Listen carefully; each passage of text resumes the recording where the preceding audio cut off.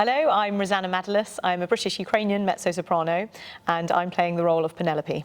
My name is Roza Herwig, and I'm a Dutch mezzo-soprano. And in this show, I'm playing the shadow of Penelope. I'm one of the Penelopes, but I'm the shadow one. When researching the character of Penelope, luckily there's a lot of material out there, not as much as one would like, but there's enough to sort of go on. And what's interesting is that you get to marry, even though there's been a gap of thousands of years of this character Penelope, and then here in the present, we can marry the two and I bring my own experiences and the research that I've done together. To explore new ways of expressing Penelope's character and developing her from a modern perspective. So yeah, it's been very interesting from that point of view. It's really interesting for me to play the shadow side of the Penelope, because I'm only there when she's in the underworld, and I feel that it's really her inner feelings that are made visible through me.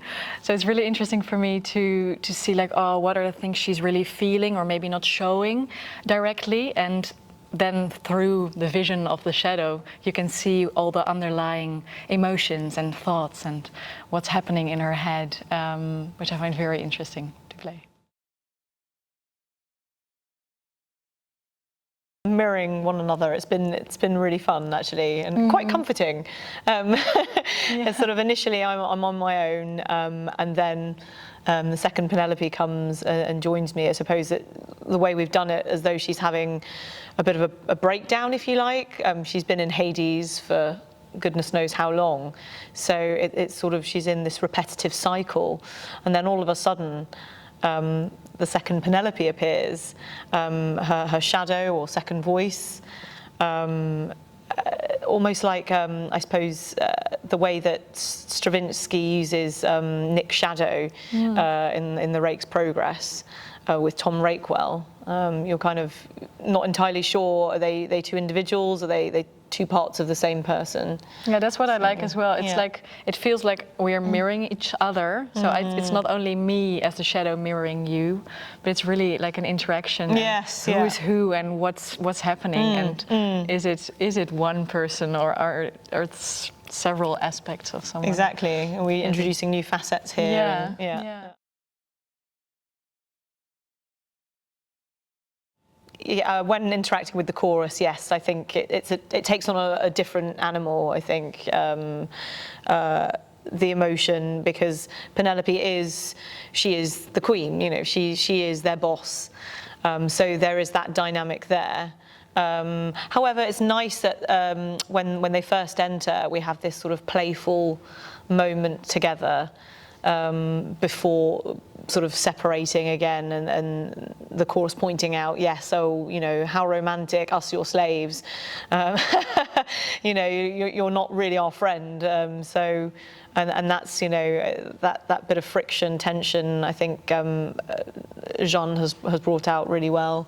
And I think, well, no, I was going to say that it's nice when the chorus enters, suddenly our world opens up more and is broader, so it's not only like the inner world or the emotions or the intentions of Penelope herself, but then you see how she interacts with the world around her. And I think that's a different feeling, because also in normal life I feel we are totally on your own.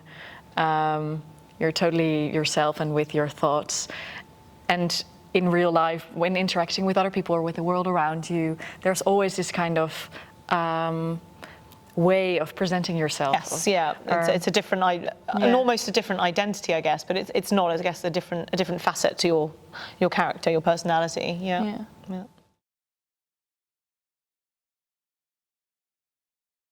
The rehearsal process has been a combination, I'd say, of what I'm used to is where you turn up fully prepared with the music, but then equally Jeanne and Cheryl have been very flexible, and this has been a workshopping week, so it's some things that maybe have not quite worked, or we thought, okay, actually let's try this a slightly different way, and certainly for you, sort of maybe learning some new music. Yeah. But it was nice. It's also nice that it feels like a playground almost. Like, yes, because yeah. it's a workshop.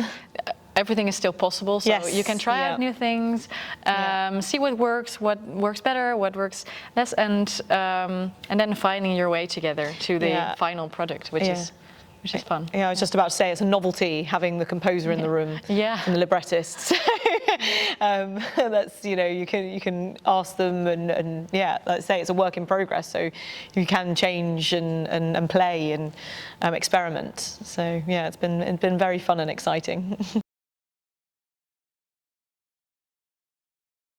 Yes, I like to think every role that I do, I bring myself to. I bring my unique personal experiences and draw upon those in order to portray a particular character.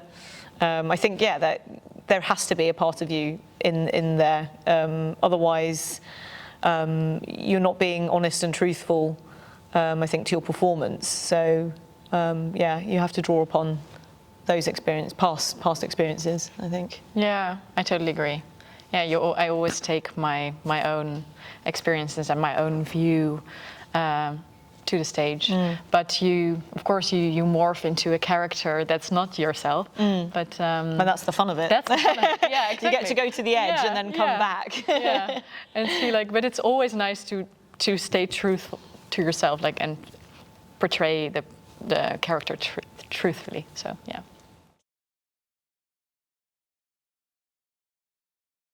Going forward in future work and projects, I'll take away with me that the fact that even though this story is thousands of years old, it's still frighteningly relevant today. You look at what's happening in parts of the world, the repression of women and whatnot, which is very much so the case with Penelope and her slaves.